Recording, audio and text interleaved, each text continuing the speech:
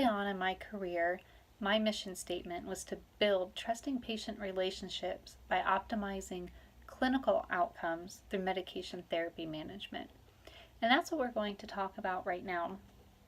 MTM is something that you're going to do a lot during your time in a rotation for community pharmacy. And that's a really unique opportunity that you have as a student. Sadly, as a pharmacist daily, we lose some of that spark and that impact that can be made in the community setting. Unfortunately, the way current pharmacy is set up, you are doing as much as possible with as little help and as little resource as possible as well. So, for example, I work a 12-hour shift with no overlap by myself as the only pharmacist. And I'm still, of course, expected to complete a comprehensive medication review, which, as hopefully your university has instructed you and taught you, is going to take at least 30 minutes with the patient plus 30 minutes of paperwork. So taking an hour out of the pharmacy workflow is very difficult and becomes very challenging. And I think what happens for many pharmacists, unfortunately, at least in my experience as an MTM lead for my district, is that the actual result is no longer the patient care. The result is really just verifying their medications, their allergies, are you experiencing problems, tell them a tidbit or two, and you're done. And I don't think that's doing any service to the patient. In fact, it's a disservice to the pharmacy profession. MTM is really a chance for us to show what we have to offer for our education and what we can do for a patient. And by simply telling them a tidbit or two that they easily read on their package or their doctor probably shared with them already, you're not opening your patient's eyes to the opportunity of that communication with a pharmacist opens up.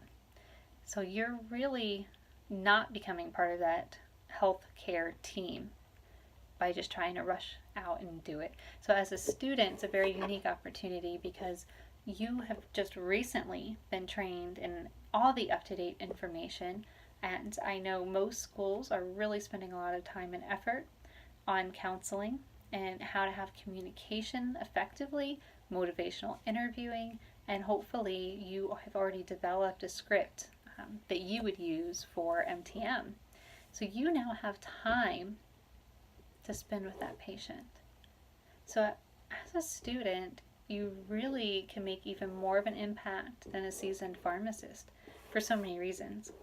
So I really want you to think about that and think about what we're doing for an MTM. So yes, it's something that individual pharmacists can get paid for.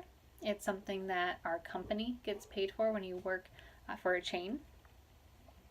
But ultimately, what are we doing? We're providing a benefit for the patient. It's a sit down. There are some great doctors and some great concierge services through medical providers that allow a 30-minute visit to really go over everything. And there are some doctors that are very up on medications, but it's not just being up on medications, it's the interactions. Do they know how drug A and drug B interact when we introduce drug C? What about the patient that has this heart condition or kidney condition? Is that going to affect this medication? So even when the doctors know, it's few and far between that a patient is really fully aware. Those visits are usually pretty fast and there's a lot said. So if they're anything like me and most of the population, you go home and say, what? I know we talked about this and that, but I don't remember details. So now put in the pharmacist, the medication expert. The medication expert is going to know how to ask the right questions. You already know what you're looking for based on the medications the patient's on and any previous list you have of medical conditions. So you're already matching things up. You're already knowing, ooh, I need to ask about this. Show them how to monitor that. So I know you've learned everything in school. You have a lot of knowledge. Are you prepared to sit down with a patient and share that? Are you prepared to explain why medication is given at a certain dose, how it works, and why it's important to take it. Just because a patient has 3 blood pressure medications, they think that it's too many and they don't want them, they're going to stop taking them. So it's up to you as a pharmacist to explain why they have 3 different medications and how they each individually contribute to the overall picture. You also have to be prepared to talk to a physician. Tell them that you don't agree with what they are doing, or to suggest an add-on therapy, or to alert them that their dosage might not be appropriate for the patient.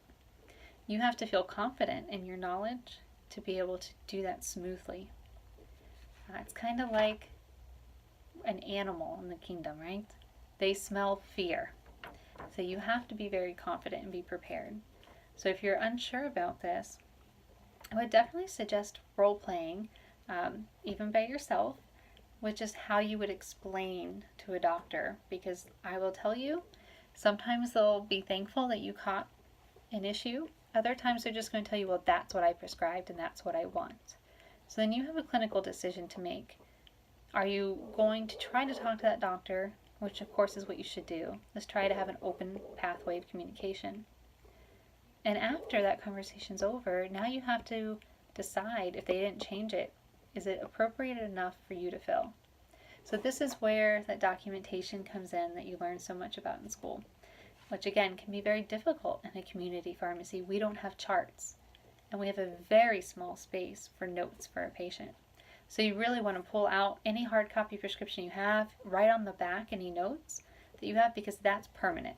That will stay there. Whereas anything in the computer, somebody else can go back and delete to make room for their note. So there's different ways, and I'll show you how to work the system to add comments specifically to a prescription number that does not get deleted. But you really do want to follow that. If it isn't written down, it didn't happen philosophy, because you need to make sure you're protected. And then how are you going to have that conversation with the patient that you feel the doctor is giving them something that could be unsafe? You want to do that very professionally. You don't want to throw them under the bus, so to speak, but you need to make very clear your professional opinion. So we're going to practice some of those scenarios, and I'm sure we'll find a couple different patients that we can work with that will do that. So what I want you to do before you come into the rotation site preferably is log on to outcomesmtm.com, create an account, and do the training. If I know rotations run back to back and you often don't have much time, so for those that are traveling down, that will be going from one Friday ending their previous rotation to Monday starting a new one, I will be understanding if we don't have everything done, but at least log in on outcomesmtm.com and create an account. I would really strongly advise you have the training done before you come in. We do not have internet in the store, but we do have access to the training for outcomes. So again, if it doesn't work out, that's okay. We will work on it when you come in. And I will also get you all the codes that you need for all the different pharmacies in our area so we can start working on that.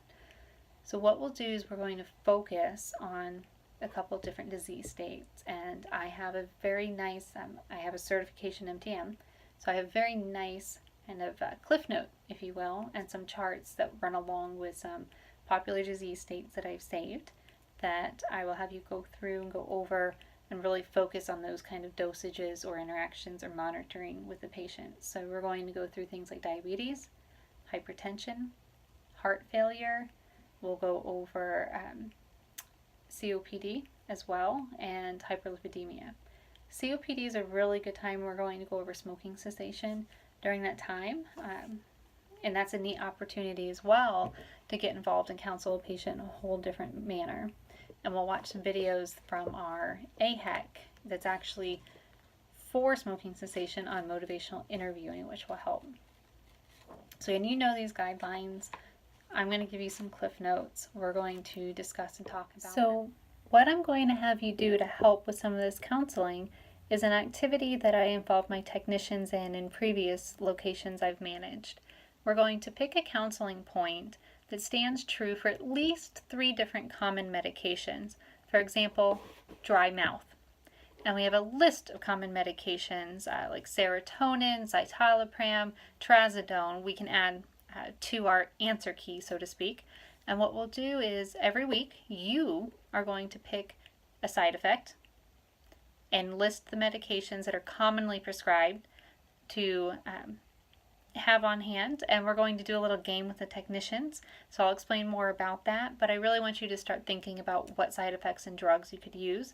Again, the goal is that they are common because we're going to be relaying this information at point of sale to the patient. So the more, the better. So what I did when I started the program is I got out my index cards that we get in pharmacy school, and I utilized those because they have everything right then and there for you and you can categorize them. So look at your list. I would start with the top 100 drugs, identify a side effect. You need 4 total side effects with medications. Again, it has to be at least 3 different medications that are commonly prescribed for each side effect, and we will play the game. So I look forward to doing that and you helping teach my team as well.